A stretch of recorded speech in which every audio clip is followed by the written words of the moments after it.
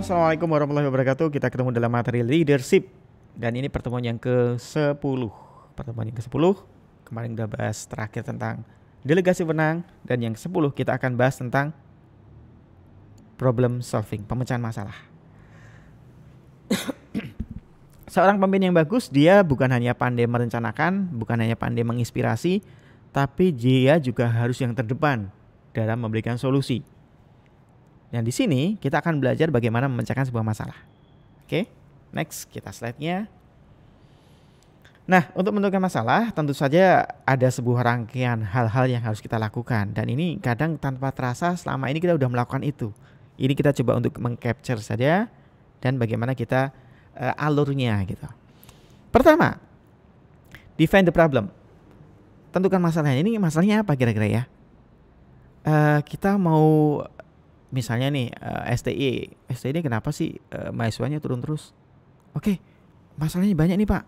Ada yang tentang publikasi kita nggak lancar, ada yang tentang kualitas kita buruk, ada yang tentang fasilitas kita yang tidak memadai dan sebagainya. Oke, kita mau yang mana dulu nih? Tentukan masalahnya dulu.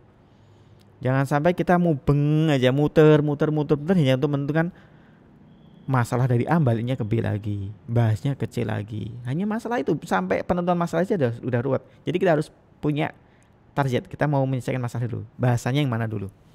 Yang kedua adalah develop a plan. Jadi kita harus punya rencana. Tentu saja untuk membuat sebuah rencana kita memerlukan sebuah data. Bukan 1, 2, tapi mungkin banyak. Tentang fasilitas. Oke, fasilitas kita butuh berapa ruang sih? Butuh ruang apa saja sih? Kualitas seperti apa sih grade-nya? Atau mungkin kira-kira biar perawatannya lebih ringkas, kita mungkin bisa pakai satu ruang untuk beberapa aktivitas. Kita harus punya rencana untuk itu. Mungkin kita punya tahapan. Kalau dulu ada rencana pembangunan sekian tahun.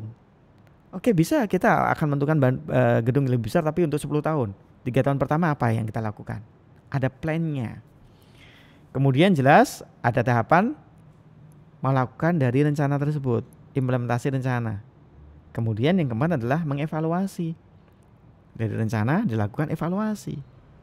Dari evaluasi nanti akan muncul masalah baru. Ternyata kita nggak bisa membangun cepat karena ini loh.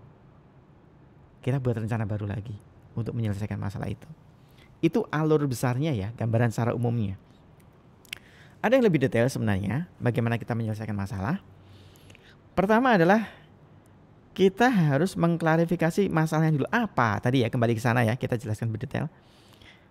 Masalahnya itu tentang apa? Ini bisa dilihat dari prioritas skala yang harus dilakukan dulu. Oke, misalkan ternyata mahasiswanya turun dulu. Turun terus jumlahnya yang daftar di tahun ke tahun. Yang diselamatkan dulu apanya?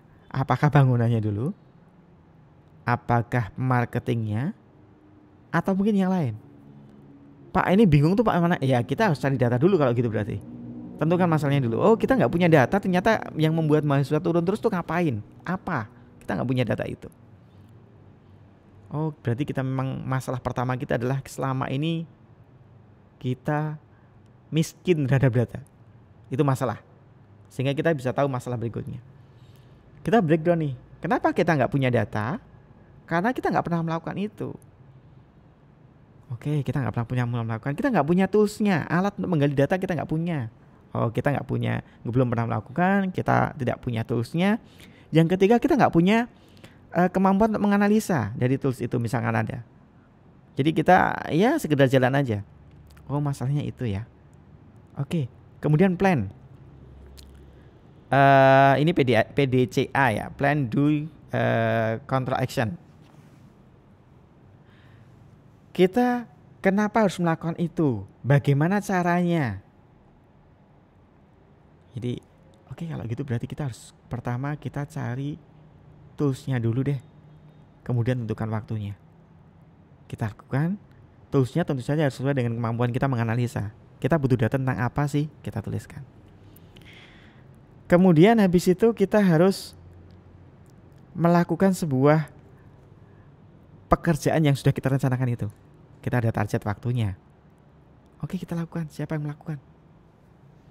Kemudian kita confirm tuh. Oh, hasilnya seperti apa? Oh, ternyata ini ada data yang belum tercover nih. Ya, kita harus bikin tools baru, kita perbarui. Apakah berarti yang kemarin salah? Enggak. Pekerjaan harus selalu seperti itu. Harus ada sifatnya itu, kemarin udah bagus, sekarang kita tingkatkan lagi. Udah bagus, kita tingkatkan lagi. Dari mana kita tahu ditingkatkan? Karena kita punya data.